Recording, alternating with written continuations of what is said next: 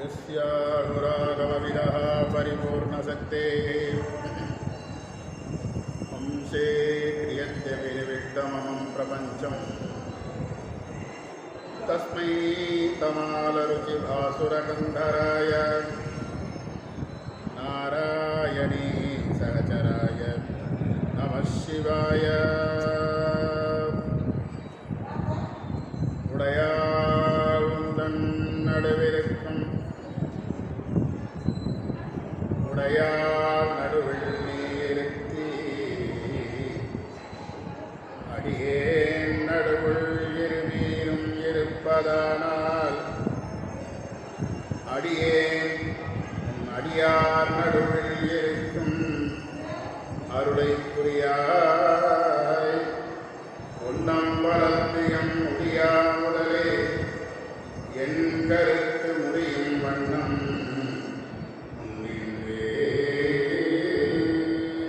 நம பார்வதி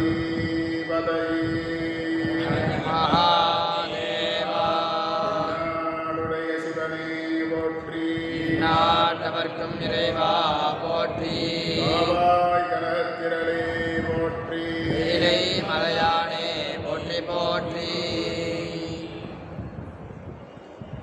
எல்லாம் வல்ல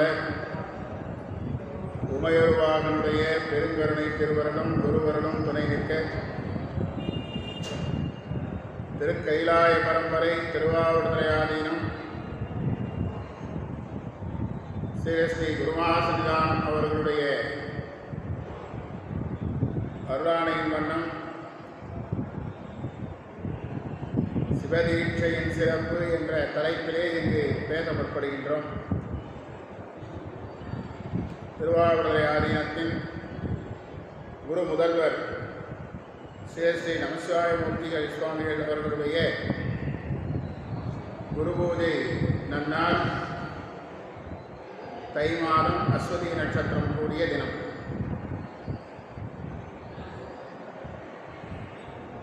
குருநாதர் அவர்கள்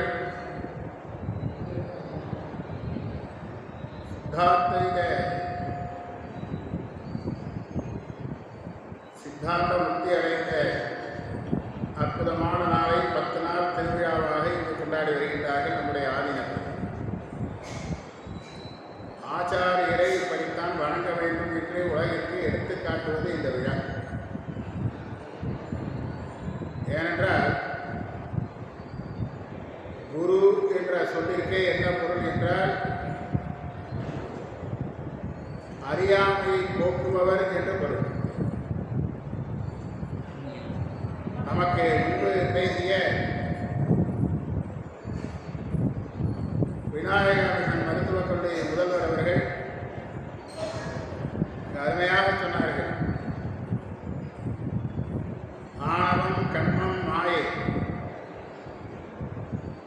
இந்த ஆணவ மனம் என்பது உயிரோடு கலந்திருப்பது, அதுவும் நித்தியம். பதியை போல் பசுபாலம் அனாதி என்பார்.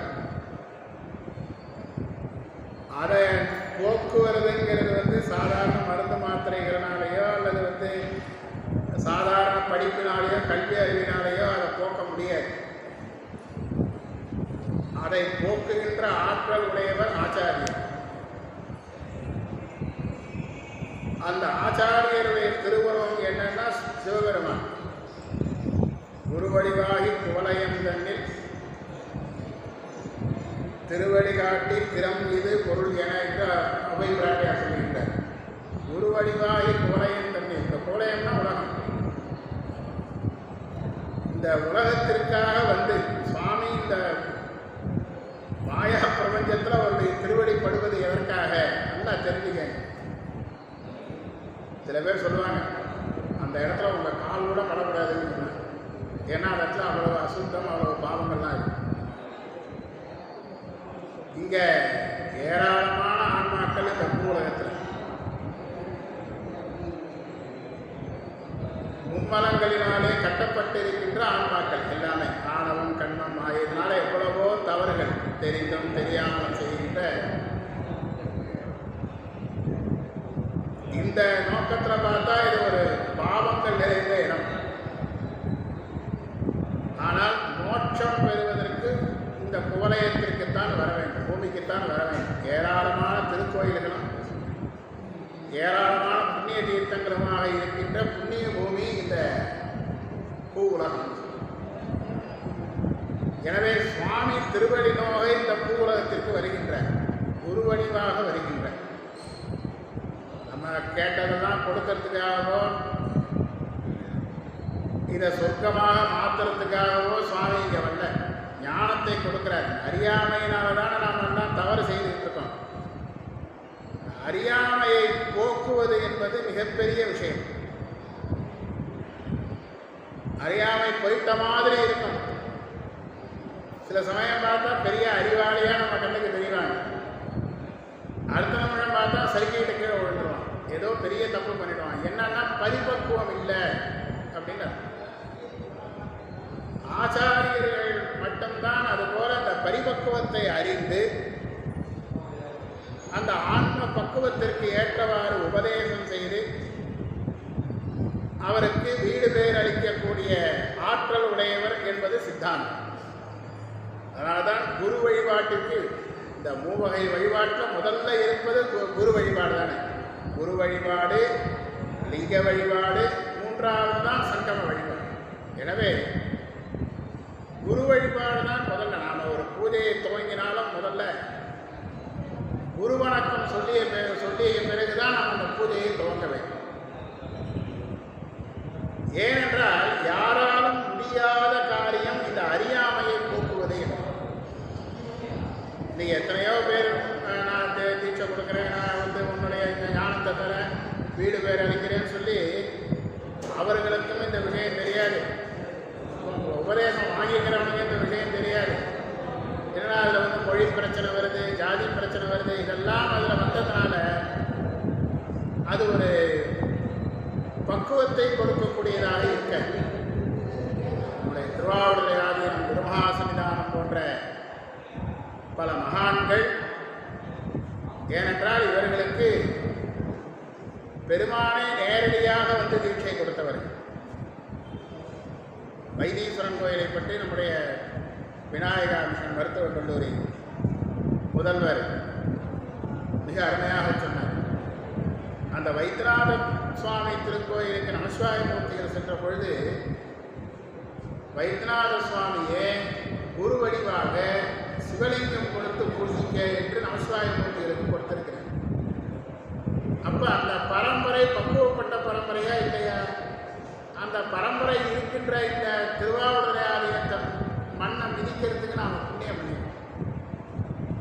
திருமூலர் பெருமான் சொன்னார், சேர்ந்திருந்தேன் சிவ ஆடுதுறை, சிவ ஆவடுதுறை தந்தேன்னு. இந்த சிவ ஆவடுதுறை என்று குறிப்பிடுகின்றார் இந்த திருத்தலத்தை திருமூலர் பெருமான். இங்கே வந்துதானே அவருக்கு இந்த 3000 பாடல் திருமந்திரம் எழுதுகின்றதான அந்த ஒரு பாக்கியம் கிடைத்தது. எனவே இது போன்ற ஆச்சாரியர்களிடத்திலே நாம் அந்த தீட்சையை பெற வேண்டும். தீட்சை தீட்சை என்று சொல்லுகின்றீர்களே, அதற்கு என்ன பொருள்? இதனால் நமக்கு என்ன பலன் கிடைக்கிறது? இதை நாம் முதற்கண் சிந்திக்க வேண்டும். தீயதே ஞான சத்பாவா க்ஷீயதே ச மலத்ரயம் தான க்ஷபண தர்மித்வாதி தீட்சா இத்யபிதீயதே என்பது ஆகம வாக்கியம். தீக்ஷா என்று 2 எழுத்துக்கும் 2 சொற்கள். தி என்ற எழுத்து கொடுப்பது, ஷா என்ற எழுத்து அழிப்பது. ஆச்சாரியர் சொல்லுவார், எல்லாரும் கெடுத்து கொடுப்பாங்க, ஆனால் நம்ம சுவாமி மட்டும் கொடுத்து கெடுக்கிறார் அப்படின்னு. என்ன அர்த்தம்னா, எதையாவது தேவையில்லாத கொடுத்து கெடுக்கிறது உண்டு.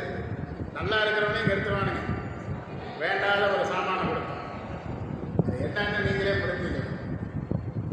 சுவாமி என்ன பண்ணுறாரு, நம்ம கிட்ட இருக்கிற அந்த அறியாமை ஆணவம் இருக்கு இல்லையா, அதை அழிக்கணும். அதை அழிக்கணும்னா முதல்ல ஞானத்தை நிறைய கொடுத்துடுறாரு. சித்தாந்தத்தை சொல்கிறாங்க இல்லையா, ஒரு முடிச்சை அவிழ்ப்பதற்கு அது மேலே இன்னொரு முடிச்சை கடுமையாக போட்டால் இந்த முடிச்சு தானாக அவிழ்த்துடும்.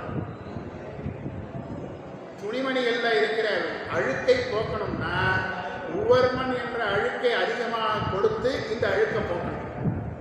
அப்போ நம்மகிட்ட இருக்கிற அறியாமையை என்ன பண்ணுறாரு சுவாமி, முதல்ல ஞானத்தை கொடுக்குறாரு. அந்த இருட்டாக இருக்கிற இடத்துல ஒரு லைட்டை ஏற்றி வைக்கிற, ஒரு விளக்கை ஏற்றி வைக்கிற, அதுதான் தீன்னா ஞானத்தை கொடுக்கிறார்.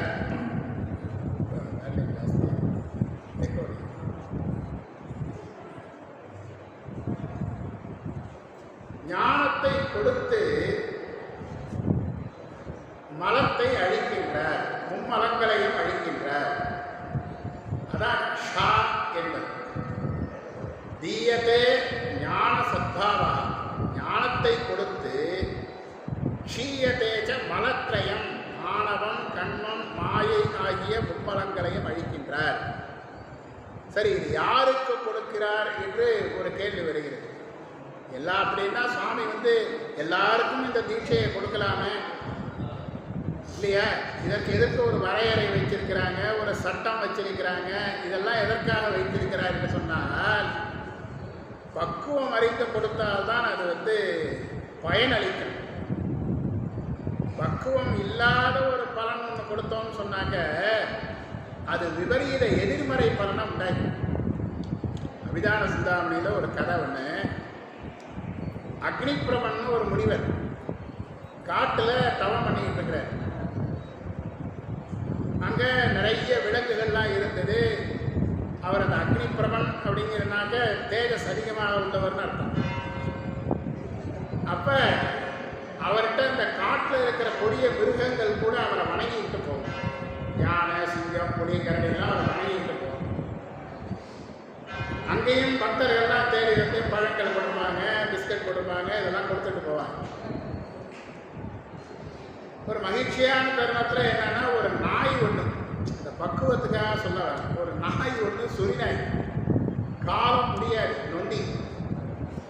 அதால் எழுந்து போய் உணவை தேடி எடுத்து இது பண்ண முடியாது, வேட்டையாட முடியாது, ஒன்றுமே இல்லாமல் அக்னிபிரமன் அந்த முனிவருக்கு முன்னால் பேசாமல் படுத்துக்கிட்டு இருக்கு. பாவமாக இருக்கும். இவர் என்ன பண்ணுவார், தனக்கு வர சாப்பாடு, தனக்கு வர உணவு பதார்த்தங்கள்லாம் அந்த நாய்க்கு போட்டுக்கிட்டு, அது பாவம் சாப்பிடட்டும் அப்படின்னு. அதனால் என்னாச்சு, ஒரு பெரிய ஓநாய் இந்த நாயை அடிக்கிறதுக்கு வந்து இது முனிவரை பார்த்து அழறது. முனிவர் கருணை, பாவம் நாயை காப்பாற்றணுமே அப்படின்னு இதையும் ஒரு ஓநாயாக ஆக்கிட்டார். அப்போ இந்த ஓநாயானது என்ன பண்ணினது, அந்த ஓநாயை அடித்து விரட்டிடுது. இப்படியே ஒரு நாளைக்கு புலி வருது இந்த ஓநாயை அடித்து திங்கிறது. அப்போ என்ன பண்ணுறார் முனிவர், இந்த ஓநாயை புலியாக மாற்றுறாரு. ஒரு நாளைக்கு பெரிய யானை ஒன்று வருது. இவர் என்ன பண்ணுறார், இந்த புலியை சிங்கம் ஆக்கிட்டார். ஒரு சொரிநாயை ஒரு காட்டு ராஜாவாக ஆக்கிட்டார். பாருங்க, சில பேருக்கு இப்போ பக்குவம் இல்லாதவர்களுக்கு பெரிய பதவி கிடைச்சா என்ன விபரீதம்ங்கிறது இந்த இது சொல்றது. ஒரு சொரிநாயா கிடந்தத கருணையினால இந்த முனிவர் என்ன பண்ணார், அந்த காட்டுக்கே ராஜாவாகிட்டார். இதை இந்த யானையை சத்தம் போட்டேன்னா, யானைக்கும் சிம்ம சொப்பனம்னு சொல்லுவாங்கல்ல, இந்த சிங்கத்தை கண்டு பயந்துக்கிட்டு யானை ஓடிடுச்சு. அப்போ இந்த சொரிநாயா கடந்த சொரிநாயா கடந்து ஓநாயா மாறி புலியாக மாறி சிங்கமாக ஆயிடுது, காட்டு ராஜாவாக ஆயிடுது. இப்போ அதுக்கு ஒரு விபரீதமான எண்ணம் வருது. இந்த முனிவர்கிட்ட உட்காந்து இருந்தோம்னா மறுபடியும் நம்மளை நாயாக மாற்றிட்டா என்ன பண்ணுறது? இந்த காட்டில் நம்ம ராஜாவாக இருக்கணும்னா இந்த முனிவர் இருக்கக்கூடாது. அதனால் இந்த முனிவரை அடித்து தின்னுடுவோம் அப்படின்ட்டு இந்த சிங்கம் முனிவர் மேலே பாயாது. முனிவர் சர்வசக்தி உள்ளவர் இல்லையா? கமண்டலத்தில் இருந்த நீரை எடுத்து அந்த சிங்கத்து மேலே தெளிச்ச மறுபடியும் சொரிநாயம் மாறி. தூக்கி வைக்கக்கூடாதவர்களை தூக்கி வச்சா விபரீதம். ஆனால் இந்த தீட்சையினால ஒரு புனிதத்துவத்தை அடைச்சிட்டோம்னு வச்சுக்கோங்களேன், அது திரும்பி அந்த கீழ்மையான எண்ணங்கள் வராது. இந்த கதையை ஆரியார் சுவாமிக்கு ரொம்ப காமெடியாக ரொம்ப நகைச்சுவையாக பார்த்தோம்னா இந்த கதையை சொல்லுவார். ஒரு இப்போ பக்குவமாக இருந்தால் இந்த மாதிரி கீழே இறங்க வேண்டிய ஒரு நிலை வர, ஒரு சுத்திகரிக்கப்பட்ட ஜலம் தண்ணீர் என்ன ஆகுது, கடலில் இருக்கிற சிப்பிக்குள்ளே போகிறது. சுத்திகரிக்கப்பட்ட தண்ணீர் கடலில் இருக்கிற இந்த சிப்பிக்குள்ளே தானாக உள்ள போகிறது. ஆண்டவனுடைய அருளால் அது என்னவா மாறுது, முத்து என்ற ஒரு மணியாக மாறுகிறது. மௌத்திகம் என்று அதற்கு வடமொழியிலே பெயர், முக்தி என்று அதற்கு பெயர். முக்தின்னா என்ன? இந்த முத்துங்கிற மணியையும் குறிக்கும். முக்தினா பேரின்பத்தை அளிக்கின்ற வீடு பேற்றையும் குறிக்கும். ஒரு சுத்திகரிக்கப்பட்ட ஜலம் முத்தாக மாறுவது திரும்பி அது தண்ணீராக மாற. நல்லா தெரிஞ்சுங்க, முத்து எப்படியாவது ஒரு தண்ணீர் முத்தாக மாறும். ஒரு முத்து மறுபடியும் தண்ணியா மாறுமா? மாறாது.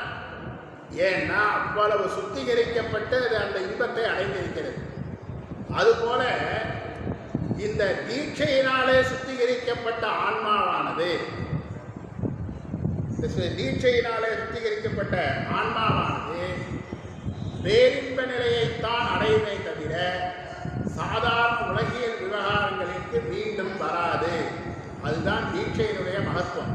நீங்கள் தீட்சை வாங்கிட்டு இருக்காங்க, சிவபூஜை பண்ணுறாங்க, பெரிய இடத்துல இருக்காங்க, இருந்தாலும் கீழ்மையான செயல்களை ஆணவம், கண்மம், மாயெல்லாம் செய்து எத்தனை பேர் இன்னைக்கு வீணாக போயிட்டு இருக்கிறாங்க. ஆச்சாரியருடைய அந்த பரிபக்குவத்தினால தான் இந்த ஒரு நிலை கிடைக்கும். இதை நம்முடைய ஆகமம் சொல்றது, யதா சுத்திகதம் தோயம், யதா சுத்திகதம், மிக அருமையாக சுத்திகரிக்கப்பட்ட தண்ணீரானது மௌத்திகம் ஜாயதே துருவம், அது மௌத்திகமாக முத்தாக மாறுகிறது. நபுணஸ்தோயதாம் யாதி, அது மீண்டும் தண்ணீராக மாறாது. மௌத்திகம்னா மௌத்திகத்துவம் நமுஞ்சதி, அந்த வீடு அந்த முத்து என்ற நிலையை விட்டு கீழே இறங்காது. உண்மையாக பக்குவமான ஒருவர் மேலிடத்திற்கு வந்தால் எக்காலத்தும் எத்திரத்தும் கீழ்மையை அடைய மாட்டார். அப்படி அடைந்தால் அவருக்கு அந்த பதவியை கொடுத்தவர்களிடத்தில் ஏதோ தப்பு இருக்கு. நம்ம ஓட்டு போட்டு தானே அமைச்சர் ஆறாங்க, நம்ம ஓட்டு போட்டு தானே எம்எல்ஏ ஆறாங்க. நம்ம எம்எல்ஏவை ஆக்கினதுக்கு அப்புறம் அவர் தப்பு பண்ணுறாங்க வருத்தப்பட்டோம்னா நீங்கள் ஓட்டு போகிறதுக்கு முன்னாலேயே யோசனை பண்ணிடுங்க. இதுதான் இந்த தீட்சையினுடைய அடிப்படை தத்துவம். ஆக இதற்கெல்லாம் காரணம் அந்த வாழ்க்கையிலே ஒரு திருப்தி ஏற்பட வேண்டும். திருப்தி என்பது மிக முக்கியமான விஷயம். அந்த திருப்தி எப்போ வரும்னு கேட்டால், மாணிக்கவாசர் எத்தனை பிறவியை சொல்லி அந்த தீட்சையை பெற்றிருக்கிறார். உள்ளாகி கூடாய் புழுவாய் மரமாகி பல்விருகமாகி பறவையாய் பாம்பாய் கல்லாய் மனிதராய் பேயாய் கணங்களாய் வல் அசுரராகி முனிவராய் தேவராய் செல்லாது நின்றை தாவர சங்கமத்துள் எல்லா பிறப்பும் பிறந்திழைத்தேன் பெருமான். இத்தனை பிறவிகளை கண்டு வந்திருக்கு.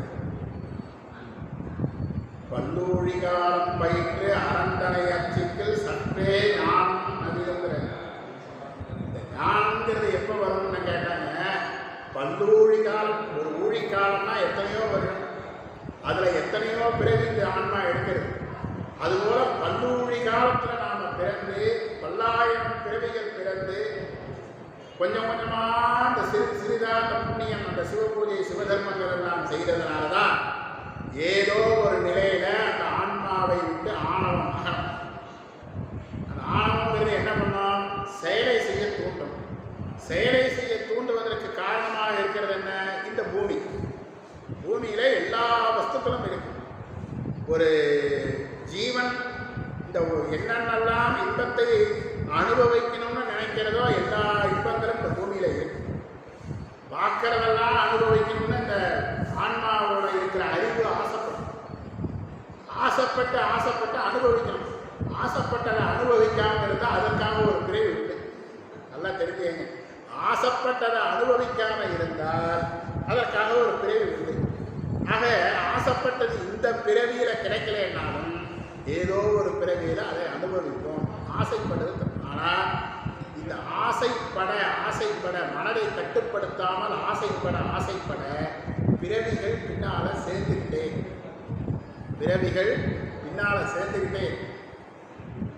அது இந்த பக்குவம் இல்லாமல் ஆசாபாசங்களோட சாமிகிட்ட போனால் மோட்சம்னா சிவபெருமானுடைய திருவடி.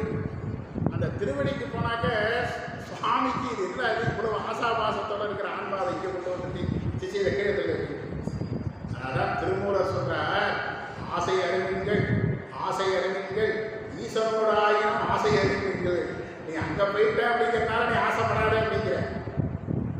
அப்போ எல்லாரும் கேள்வி கேட்கலாம், சுவாமி கிட்ட இருந்தாரே, அணுக்க தொண்டரா இருந்தாரே, சுந்தரர் ஆசைப்பட்டது சரியான்னு கேட்கலாம்.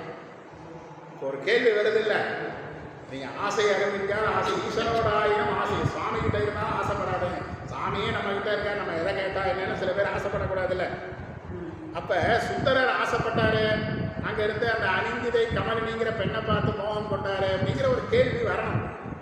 என்ன அப்போ அந்த கேள்விக்கு பெரிய புராணத்தில் மிக அருமையாக பதில் சொல்றார். இந்த கேள்வி கேட்பாங்கிறது தெரிஞ்சுட்டு சேர்க்கிறார் சுவாமிகள். தீதிலா திருத்தொண்ட தொகை அல்ல, அந்த நேரம் அவர் அந்த அணிந்திதை கமலினிங்கிற அந்த பெண்களை பார்த்து ஆசைப்பட்டதற்கு காரணம் என்னன்னு கேட்டா, இங்க திருத்தொண்ட தொகை என்ற ஒரு பாடலை இந்த பூமியிலே சொல்ல வேண்டும், அதுல காய்தல் உவத்தல் இல்லாத ஒரு ஆள் வேணும்னு சாமி நினைச்சிட்டு இருந்தார். அவர் தேடி தேடி பார்த்தார், ஒருத்தரும் கிடைக்கல. எல்லாருக்கும் வந்து இவன் வேண்டியவன் அவன் வேண்டாதவன், இப்போ சாக்கி நாயனர் செய்யுது சரியா, பூசலா நாயனர் செய்யுது சரியான்னு இவங்கெல்லாம் ஆராய்ச்சி தான் பண்ணிட்டு இருக்காங்களே தவிர அவங்கள்ட்ட இருக்கிற அந்த சிவத்துவத்தை சிவஞானத்தை மட்டும் பார்க்கின்றதான ஒரு ஆள் கிடைக்கல சாமி. அப்போ என்ன பண்ணாரு, தானே தன்னுடைய உருவத்தை கண்ணாடியில் பார்த்து சுந்தரா வெளியிலவான்னு சொல்லி அவரை தன்னுடைய அணுக்க தொண்டராக வைத்துக்கொண்டு அவர் பூப்பறிக்க நந்தவனம் சென்ற பொழுது அந்த பெண்கள் மேலே மனதை போக்கினார். இதற்கு காரணம் என்ன, திருத்தொண்ட தொகை அள்ளுவதுதான் காரணம். எனவே இப்படி இந்த பல்லூழி காலம் பயின்ற பிறகு ஏதோ ஒரு பிறவியில் ஒரு மனிதனுக்கு அந்த எண்ணம் வரும், நம்ம எதையோ திருப்பி திருப்பி செய்துக்கிட்டே இருக்கிறோமே, ஏதோ ஒரு விஷயத்தை நாம் இழந்திருக்கிறோமே, ஒரு பூரணமான திருப்தி நமக்கு கிடைக்கவில்லையே அப்படிங்கிற ஒரு எண்ணம் எந்த பிறவியில் அவனுக்கு தோன்றுகிறதோ அவனுடைய ஆன்மா பக்குவப்பட்டு விட்டது என்று அர்த்தம். பார்த்துக்கிட்டே இருக்கார் சாமி.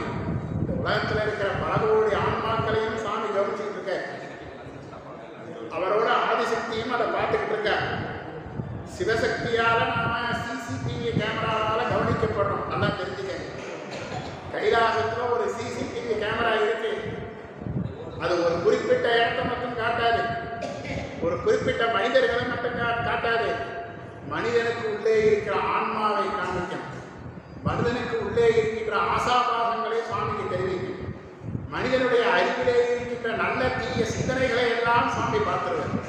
அப்பேற்பட்ட கேமராவில் சுவாமி வச்சு அப்ப பார்த்துக்கிட்டே இருக்காரு. இல்லை, இந்த பல கோடி ஆன்மாவோட யாரோ ஒருத்தர் நினைப்பார், என்ன நாம எத்தனையோ இது பண்ணியிருக்கோம், நமக்கு கீழே பார்த்தீங்கன்னா மாடு இருக்கு, குதிரை இருக்கு, யானை இருக்கு, சிங்கம் இருக்கு, இது வந்து இதுக்கு நமக்கும் ஒரு அறிவுக்கான வித்தியாசம். அப்ப நம்ம ஏதோ ஒன்று சிறப்பாக செய்யறதுக்காகத்தானே இந்த மாநில பிறவியை கொடுத்திருக்கிறார். இந்த இப்பேற்பட்ட மாநில பிறவியை கொடுத்தும் நம்ம அதற்கு உரித்தான வேலைகளை சரியாக செய்கிறோமா என்ற கவலை ஒருவனுக்கு வர வேண்டும். நல்லா தெரிஞ்சுக்க, மறுபடியும் நம்ம அந்த இடத்துல தான் நிற்கணும். இவன் எத்தனையோ பிறவிகள் இருக்கிறான். தொல்காப்பியர் சொல்ற மாதிரி ஓரறிவதுவே உற்றறிவதுவேட்டு, இந்த புல்லு பூண்டுக்கெல்லாம் ஓரறிவு, நண்டு நத்தைகளுக்கெல்லாம் 7 அறிவு, இப்படி 3 அறிவு, 4 அறிவு, 5 அறிவு, 6 அறிவு. மக்கள் தானே 6 அறிவு நிலையை கொடுத்திருக்கிறார். மாவும் மாக்களும் 5 அறிவு நிலை என்று சொல்றேன். என்ன, சில 6 அறிவு இருந்தும் 6வது அறிவை வேலை செய்யாமல் சில பேர் தூங்கிக்கிட்டே இருக்காம பாருங்க.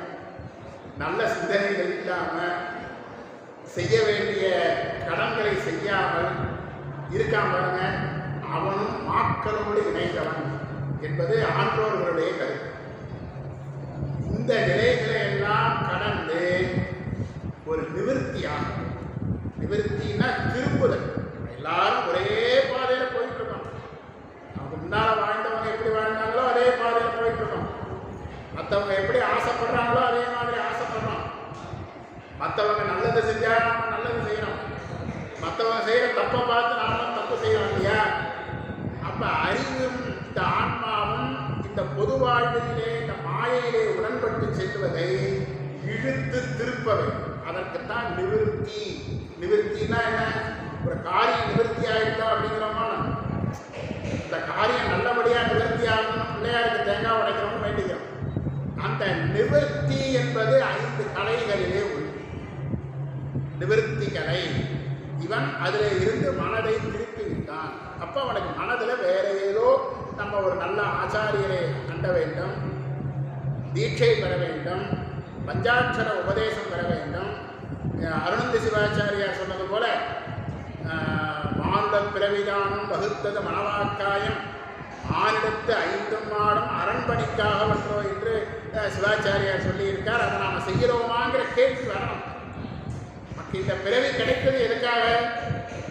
சட்டை பேண்ட் போட்டுக்கணும், கிராஃப்ட் போட்டிக்கணும், கூலிங் கிளாஸ் போட்டுக்கணும், சினிமா பார்க்கணும், பீச்சில் போய் டிக்கெட் பாடணும். இதுக்காக இந்த பிறவியை கொடுத்துருக்கிறார். ஆடு மாடெல்லாம் நடுரோட்டிலே பீச்சாக கொண்டாடிக்கிறீங்க. அப்போ அதுக்கும் உனக்கு என்ன வித்தியாசம்? இதெல்லாம் இந்த ஆசைகள் இல்லைன்றா உன்னுடைய அறிவை உன்னுடைய மனதை எப்ப திருப்புகின்றாயோ அதற்கு பெயர் தான் சக்தி நிவாதம். சக்தி நிவாதம் அந்த எண்ணம் எந்த பிறவியில வருதோ அதற்கு தான் சக்தி நிவாதம். இந்த எண்ணம் வருது இல்லையா, அந்த பக்குவம் வருது இல்லையா, பக்குவம் வந்த உடனே சுவாமி அதை பார்த்துட்டு என்ன பண்ற, ஆதிசக்தியை கூப்பிட்டு உன்னுடைய திருக்கண் நோக்கம் அந்த ஆன்மாவின் மேல படி. பதிதம் பததி என்று சொன்னால் வீழ்ச்சி என்று பொருள். பாதம் பததி பதிதம் என்று சொன்னால் வீழ்ச்சி என்று சொல். பதிதல் பதிவு செய்தல். நம்ம மனசுல இருக்கிற ஒரு விஷயத்தை ஒரு பேப்பர்ல பதிவு செய்யறோம். நம்ம மனசுல இருக்கிறத ஒரு பேப்பர்ல இறக்கிறோம். ஆதிசக்தியினுடைய திருக்கண் நோக்கம் மேலேந்து கீழே பதிதம் வீழ்ச்சி. அது எங்க போய் விழுது? அந்த பக்குவப்பட்ட ஆன்மா மேல போய் விழுது. அந்த திருக்கண் நோக்கம் வராத வரையில் ஒரு மன உறுதி என்பது கிடைக்காது. ஒரு நேரம் நாம் இனிமேலுக்கு சிவ பூஜை பண்ணணும், நாம் நல்லதாக இருக்கணும், இப்போ பஞ்சாட்சர ஜபம் பண்ணணும், குளிக்கணும், திருநீர் பூசணுங்கிற எண்ணம் இருக்கும். ஆனால் கொஞ்ச நேரம் கழிச்சு என்ன ஆகும்? முனியாண்டி விழாச்சில் நல்லா கமகமான வாசனை வருது, அங்கே போய் சாப்பிடணும். அந்த இதில் எவ்வளோ கடைகள்லாம் இருக்குது, அங்கே போகணும் இங்கே போகணுங்கிற எண்ணம் வருது. இதை என்ன சொல்கிறாரு? அது திருப்பி அந்த எண்ணம் வராமல் இருக்கணும்னா சக்தி நிவாரணம் வந்திருக்கணும். அந்த அன்னையினுடைய திருக்கண் நோக்கம் வந்திருக்கணும். அதுதான் சக்தி நிவாரணம் வந்த உத்தமருக்கு சக்தி நிவாரணம் வரணும். அப்படி அந்த சக்தி நிவாரணம் வராமல் இது வந்ததுன்னா என்ன ஆகும்னாக்க செம்பை கரிந்து போல என்று சித்தாந்தம் மிக அருமையாக சொல்லியிருக்கு. தங்கத்தினால செய்த பாத்திரத்தை துடைத்து வைத்தோம்னா பல பலன் அப்படியே. வெள்ளியிலான பாத்திரம் விளக்கெல்லாம் கழுவி துடைத்து வச்சோம்னா அதுவும் அப்படியே. செம்பு பாத்திரம் இருக்கு பார்த்தீங்களா, காப்பர். அந்த செம்பு பாத்திரத்தை ஒரு புளி போட்டு உப்பு போட்டு நல்லா துடைக்கணும்னாக்க பல பல பல பலம் தங்கமே இன்னும். ஆனால் கொஞ்ச நேரம் கழிச்சு பார்த்தீங்கன்னா காற்று பட்டுதுன்னா அதில் கருப்பு திட்டு திட்டா வர ஆரம்பிச்சு. காளிக்கா தாம்பரக்கேவ, காளிக்கானா கருப்பு, தாம்பரம்னா தாமிரம். இந்த காளிகா இந்த கருப்பு நிறமானது எப்படி தாமிரத்தை அடைகின்றதோ அதுபோல சில நேரங்களில் மனம் தூய்மையாக இருந்தாலும் அடுத்த நேரம் இவன் தப்பான பாதைக்கு போயிருக்கும். அப்ப தப்பான பாதைக்கே போகாம இருக்கணும்னாக்க உண்மையான பக்குவம் உனக்கு இன்னும் வரலேதான். அந்த பக்குவம் வந்துடுச்சுனாக்க அந்த ஆதிசக்தியினுடைய சிவபெருமான் அவன் ஆன்மா பக்குவம் அடைஞ்சிடுது. நீ அவனை பார் அப்படின்னு அந்த சக்தியை கொண்டு பார்க்க வைக்கிற. சக்தி நிபாதம் என்பது இரண்டு அர்த்தம். ஒன்று, சக்தியினுடைய திருக்கண் நோக்கம் பதிகிறது, இது சக்தி நிபாதம். இன்னொரு பொருள், இந்த மும்மலங்களினுடைய ஆற்றல் வீழ்ச்சி அடைகிறது. அவங்ககிட்ட இருக்கு இல்லையா, அந்த ஆன்மாவோட இருக்கு இல்லையா, ஆணவம் கண்மம் மாயை. இந்த ஆன்மாவனுடைய பார்வை பட்ட மாத்திரத்துல அந்த ஆன்மாவோட இருக்கிற அந்த ஆணவத்தினுடைய சக்தியானது வீழ்ச்சி, அது ஆற்றல் இல்லாம குறைஞ்சு போயிடுது. அதனுடைய ஆற்றல் குறையாம நம்ம எதுவும் பண்ண முடியாதுங்க. நமக்கு மேல இருக்கிறவரு ஒரு பெரிய அதிகாரி, அவர் அந்த அலுவலகத்தை நடத்துறாரு. அவர் தப்பு பண்ணாம இருந்தாங்கன்னா மற்ற பணியாட்கள் தப்பு பண்ணாம இருப்பாங்க. அவர் நல்ல முழு அதிகாரத்தோட, புரியுதா, முழு அதிகாரத்தோட சர்வ வல்லமையோட ஆட்சி பண்றாரு. தப்பு பண்றாருன்னா இவன் கீழே இருக்கிறவன் எப்படி ஒழுங்கா வேலை பார்க்க முடியும்? அது மாதிரி தான் நம்ம உயிரோட இருக்கிற ஆணவத்துக்கு சக்தி ஜாஸ்தி, அதனுடைய ஆற்றல் அதிகம். நம்ம எவ்வளவு திருத்தினாலும் நம்ம திருத்த விடாது.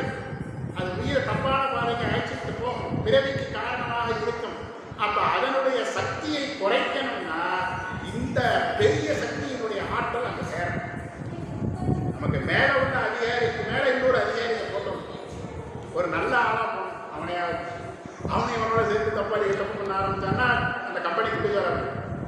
இதுதான் சக்தி விவாதம் என்று அந்த ஆதிசக்தியினுடைய பார்வை. இப்ப நிவர்த்தி ஆயிடுச்சு. நிவர்த்தினா என்ன?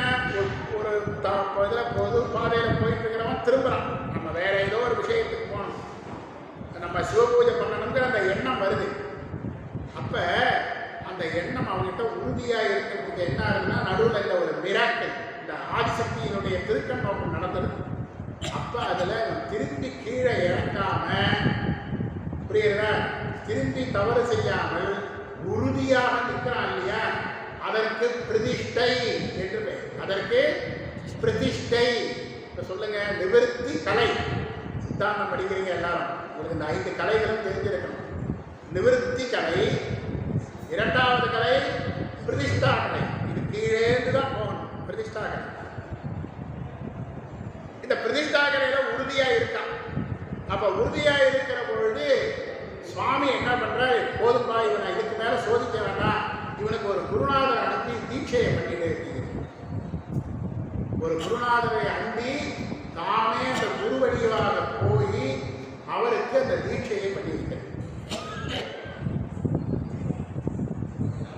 அடுத்தது இந்த தீட்சையை பற்றி அடுத்தது நாம சொல்லுவோம். இன்னும் 3 கலைகளை பார்த்தோம். இவன் தீட்சையை வாங்கிக்கிட்டு சிவபூஜை பண்ண துவங்க. அப்ப என்னன்னா, மனசு எப்போதுமே நல்லதை கண்டா சந்தோஷப்படும், கெட்டதை கண்டா துக்கப்படும்.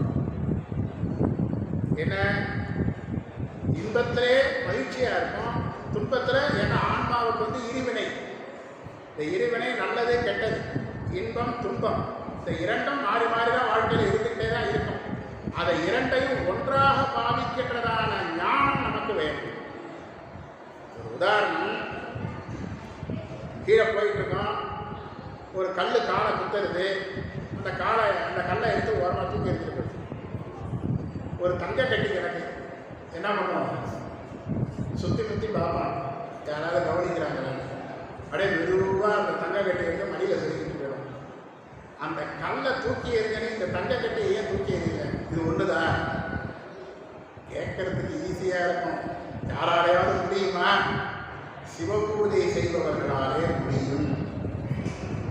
தீட்சை பெற்று சிவபூஜை செய்பவர்களாலே முடியும் என்பதை காண்பித்தவர் நாவுக்கரசர்.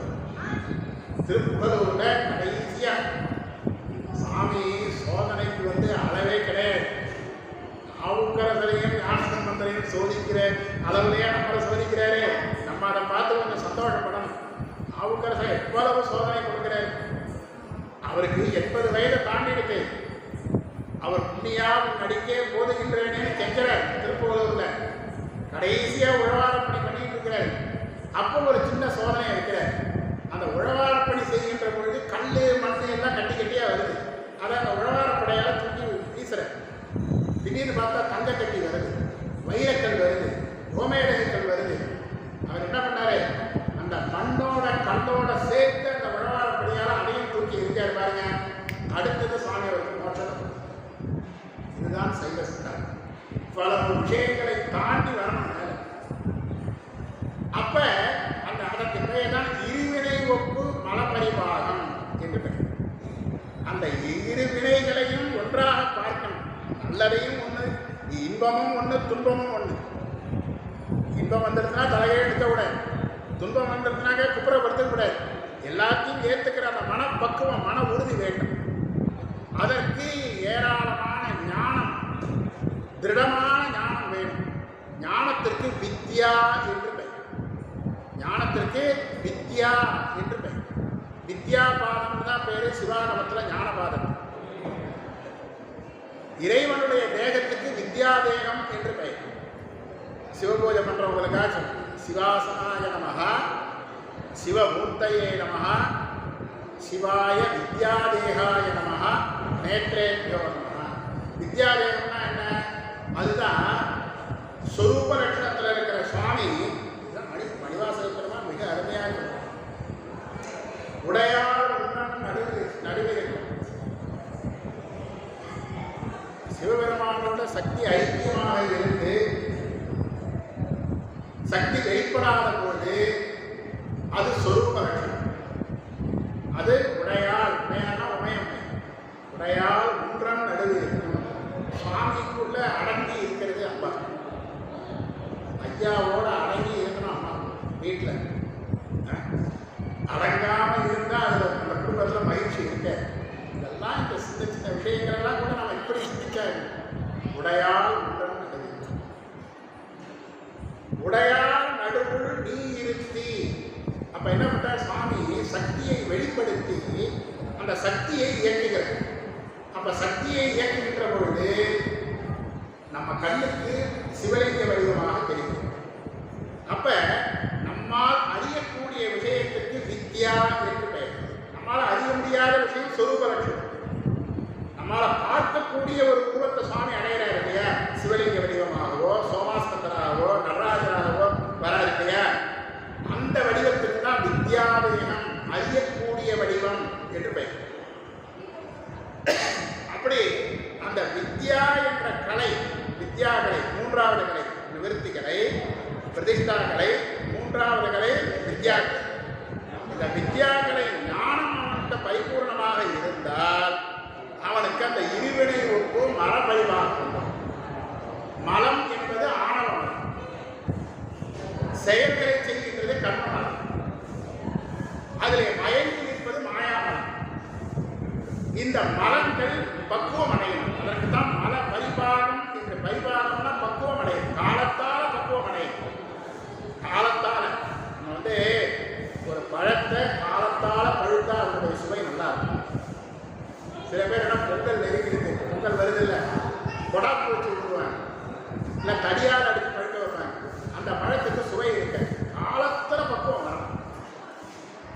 அப்படி அந்த காலத்தாலே பக்குவம் அடைந்து உண்மை ஞானம் கைவரப்பெற்று இருவினை ஒப்பு மரபரிவாகம் அடைந்து விட்டால் இதுக்கு இடையில தீட்சை நடக்கணும், சிவபூஜை செய்யணும், சாந்திகளை பெறலாம். 4வது இடத்துக்கு வேணும். சாந்தினா என்ன? அமைதி என்ற பரமசாந்தம். எந்த சூழ்நிலையிலும் நிலை தடுமாறாத ஒரு உறுதிப்பாடு, எல்லாவற்றையும் ஏற்றுக்கொள்ளுகின்ற மனப்பக்குவம். பலவோ வரலாறுகள். சுவாமிக்கு தெரியாதா ராவணன் பின்னால சீலையை தூக்கிட்டு போகிறான், தப்பு பண்ண போறான் தெரியாதா? தெரிந்தும் அவனுடைய பூஜையை ஏற்றுக்கிறேன். ராவணன் மிகப்பெரிய சிவபூஜை பண்றது, அவனுடைய பூஜையை ஏற்றுக்கிறேன். அவன் அப்போ என்ன பண்றான்? ஒரு ஆணவத்தால் மலையை போய் கைலாய மலையை தூக்கி அதை இடுகிடுக்க வைக்கிறான் ஆணவத்தினால. இப்போ சுவாமி விரலால் அழுத்துற ராவணன் சாமவேதம் பாடுறான். சுவாமி சந்தோஷப்பட்டார். அதோட உற்ற வேண்டியதானே. அவனுக்கு என்ன பண்றாரு? 1000 மண்டங்களுக்கு அதிபதியாக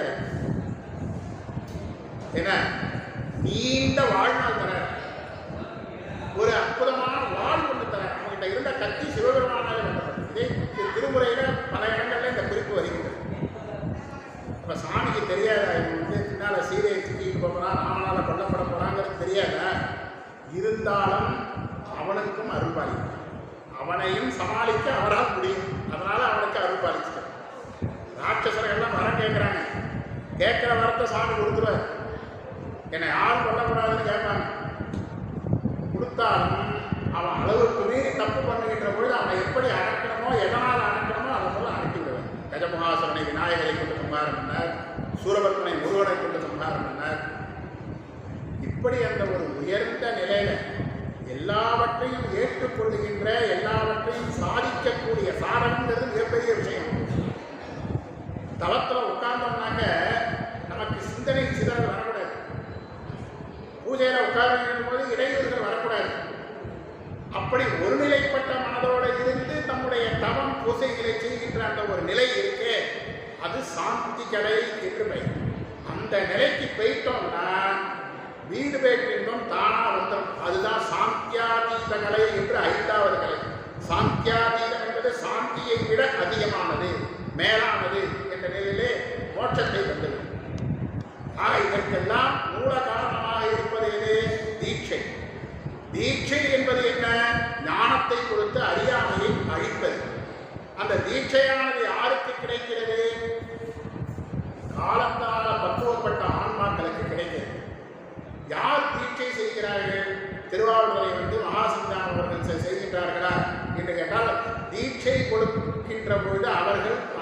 திருவுருவிலே கிடையாது.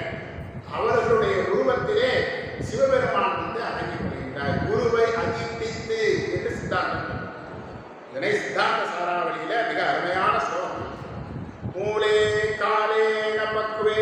இப்போ நான் ஸ்லோகத்துக்கே இப்போ ஒரு அர்த்தம் புரியும். ஏன்னா இதுக்கு கீழே உங்களுக்கு எல்லா விஷயத்தையும் சொல்லிட்டேன். மூலே காலே நமக்குவே. மூலம் என்பது மூலமலம். மூலமலம்னா ஆணவ மலம். காலே நமக்குவே. 10 காலங்கள் கடந்து பல பிறவிகள் எடுத்து சிவபூஜை, சிவார்ச்சனை, பஞ்சாட்சர ஜபங்கள் எல்லாம் செய்ததினாலே பக்குவம் அடைந்த அந்த ஆன்மாவை நரவரே, அவனுக்கு நரவரன் என்று பெயர். வரன்னா உயர்ந்தவன் அர்த்தம். நரவரன் என்று சொன்னாக்க மனிதனில் உயர்ந்தவன். யாரே? பக்குவப்பட்டவன். பததி, அங்கதான் அம்பாளுடைய திருக்கண் நோக்கம் வருகிறது. மூலே காலே நமக்குவே பததி நரவரே சக்திராத்யா. ஆத்யாசக்தி, ஆதிசக்தி, மனோன்மணியினுடைய திருக்கண் நோக்கம் அந்த பததி வீழ்கின்றது. அதனாலே அவன்கிட்ட இருக்கின்ற ஆனந்தத்தினுடைய ஆற்றல் வீழ்ச்சி அடைகின்றது. பததி நரவரே சக்திராத்யா. இது விழுந்த உடனே என்ன ஆகுதுன்னாக்கா அவனுக்கு இந்த பிறவி மேல வெறுப்பு வந்துடும். இந்த பூவுலக வாழ்க்கையில எப்ப வெறுப்பு வருதோ அப்ப அந்த அம்மனுடைய, அந்த அன்னையினுடைய, சிவசக்தியினுடைய திருக்கண் நோக்கம் பட்டெடுத்துன்னு அர்த்தம். பவேஸ்மின் துவேஷா நிஸ்ரேயசே இச்சா. இச்சான விருப்பம். நிஸ்ரேயஸ்னா மோட்சம் அர்த்தம். ஸ்ரேயஸ்னா நீ உத்தரோத்தரம் ஸ்ரேயஸா இருக்கணும்னு சொல்லுவாங்க. ஸ்ரேயஸ்னா புகழுக்கு ஒரு பெயர், ஸ்ரேயஸ்னா செல்வத்துக்கு ஒரு பெயர், ஸ்ரேயஸ்னா அழகுக்கு ஒரு பெயர், ஸ்ரேயஸ்னாக்க நிஸ்ரேயஸ்னா மோட்சம். நிஸ்ரேயசே இச்சா, மோட்சத்தில் விருப்பம் வரணும். அப்ப அந்த நிலை கண்டுட்டு சாமி என்ன பண்றாரு? குருவர பஜனம், நல்ல குருநாதரை அடையணுமேன்னு அந்த ஒரு ஏக்கம், அந்த ஒரு எதிர்பார்ப்பு அவருடைய மனதில் வரும். நமக்கு நல்ல வழி காட்டுகின்ற குருநாதர் நமக்கு வேண்டும் என்ற ஒரு எண்ணம். அவரை பார்த்து சுவாமி அடையாளம் காமிப்பார். சுவாமி அடையாளம் காமிப்பார், இவர் தான் உன்னுடைய குருநாதர் என்று. மணிவாச பெருமான் மதுரையிலிருந்து கொட்டை துறைமுகத்துக்கு தானே அவர் குதிரை வாங்க போறாரு. போற வழியில சுவாமி அடையாளம் காமிக்கிறாரா இல்லையா குருநாதராக வந்து? ஏன்னா சுவாமி அந்த பக்குவம் இருந்தது அவர்கிட்ட. ஆவுடையார் கோயில் அவர் வரலாறு ஒன்று சொல்றாங்க. நந்தியம் பெருமான் பூலகத்தில் திருவாசகத்தை வளர்க்க அருள வேண்டும் என்பதற்கான மணிவாசகராக வந்ததாகும். அந்த 63 பேர் அவர் மதுரையிலிருந்து அவர் கூட வந்தவங்க எல்லாம் சிவகணங்கள் என்றும், மணிவாசகருக்கு உபதேசம் கொடுத்து ஆட்கொண்ட உடனேயே அந்த 63 குலத்தை மூழ்கி பேரின்பம் அடைந்ததாகும். மணிவாசகர் பெருமான் திருவாசகத்தை அருளிய பிறகு சிதம்பரத்திலே அவர்களுக்கு முக்தி கொடுத்ததாகவும் ஒரு அற்புதமான வரலாறு சொல்வார்.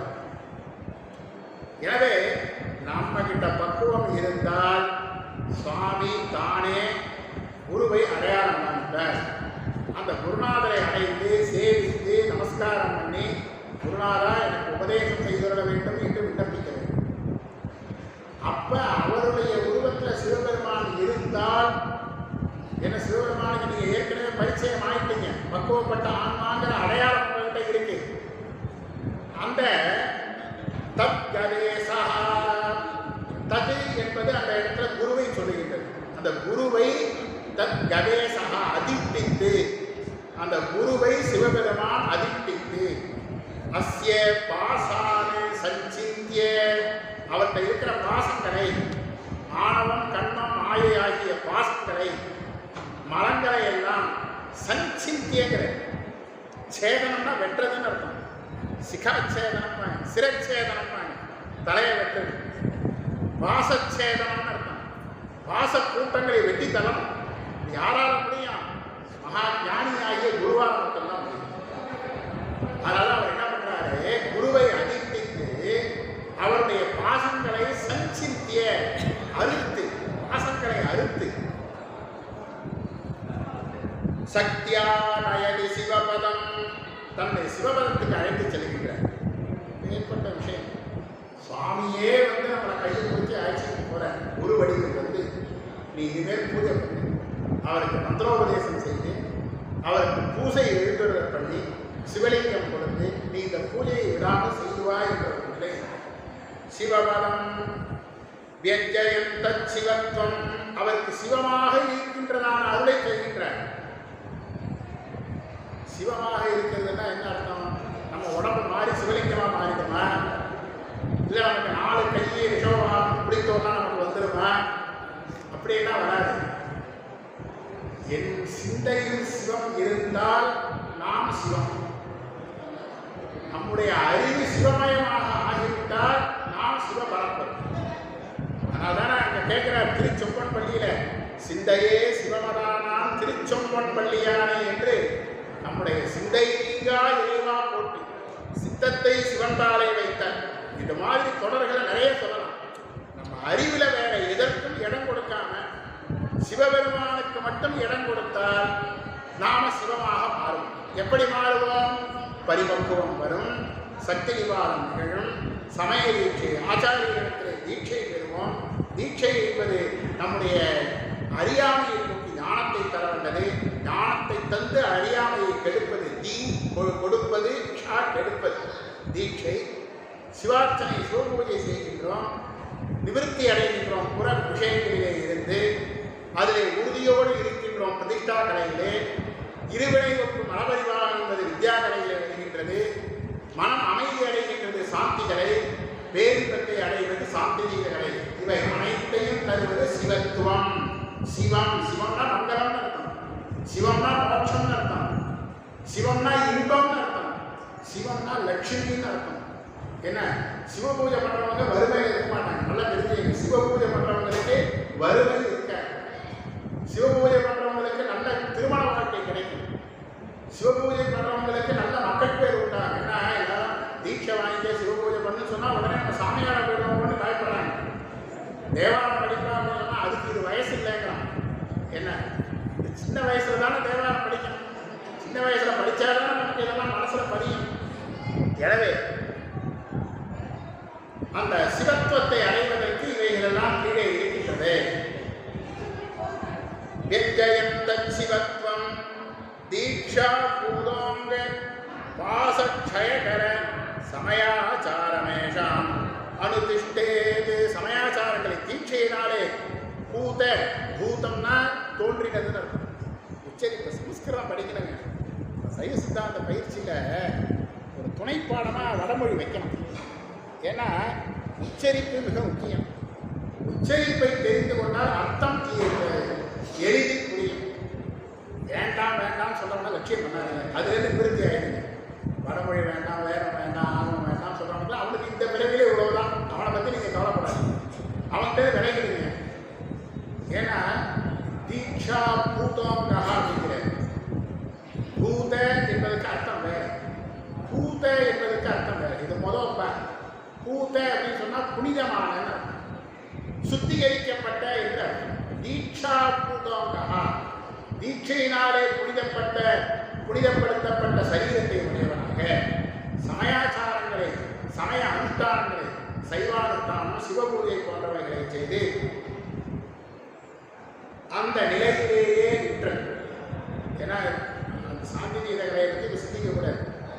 சாந்தி நிலையில மனம் அமைதியாக சந்தோஷமாக வாழ்கின்றோம். நான் சிவபூஜை பண்ண நான் சொன்னேன், சிவம் என்றால் இன்பம், சிவம் என்றால் லட்சுமி, சிவம் என்றால் அழகு, சிவம் என்றால் தைரியம், எல்லா பொருளையும் தருவது சிவம். அதனால அவர் சொன்னாரு, எத்வாரே மத்தமாதங்காக, எத்வாரே மத்தமாதங்காக வாயுவேகா ஸ்துரங்கமாக பூர்ணேந்து வதனாநாத்தியா சிவபூஜா விதேபலம். இது இந்த காலத்துக்காக சொல்ல வேண்டிய ஒரு சொல். அதாவது பெரிய ராஜாக்கள் அரண்மனை வாசல்ல நிறைய யானைகள் நிற்கும் இல்லையா, நல்ல மத்த கஜங்கள் நிற்கும், வாயு வேகத்தில் செல்லக்கூடிய புறவிகள் குதிரைகள் நிற்கும். இதெல்லாம் பெரிய அரசர்கள்கிட்ட மட்டும்தான் இருக்கும். நம்மகிட்ட வருமா அப்படின்னா சிவபூஜை பண்ணா வந்துடும். ஒவ்வொரு வீட்டு வாசல்லையும் கார் இருக்கும். சிவபூஜை பண்றவங்க வீட்டிலலாம் பார்த்தீங்கன்னா கண்டிப்பாக கார் இருக்கும்.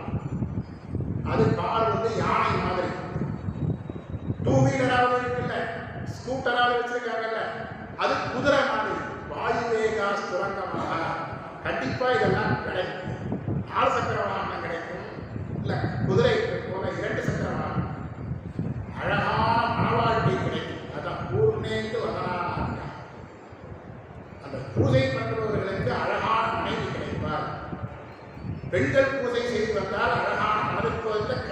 படைப்பான். இதெல்லாம் சிவபூஜையுடைய பலன் என்று சொல்கிறார். இதையெல்லாம் செய்து ரமித்து இருக்கணும். ரமித்திருக்கிறதுனால மனம் சந்தோஷமாக வாழ்க்கையை வாழ வேண்டும். வாழ்க்கை வாழ்வதற்கு என்னென்னமோ செய்யறாங்க, தப்பு போயிடறாங்க. சிவபூஜையை செய்தால் உண்மையான வாழ்க்கையை சுவாமி வாழ செய்வார். நீண்ட ஆயுளை கொடுப்பார். மார்க்கண்டேயர் சிவபூஜை பண்ற பொழுது யமன் வந்தவொடனே யமனை காலால உதைச்சு மார்க்கண்டேயருக்கு என்றும் 16 என்ற ஆயுளை கொடுத்தார்கள். அதுபோல திருமணமான பிறகு கணவனை இழக்கக்கூடிய அவனுக்கு உடம்பு சரியில்லை, அவன் உயிருக்கு ஆபத்து என்ற நிலையிலே இந்த பெண்கள் பஞ்சாட்சர மகாமந்திர ஜபம் செய்கின்றார்கள். சாவித்திரிக்கு சத்தியவானை அருளியது போல கதை எல்லாருக்கும் தெரிஞ்சிருக்கும்.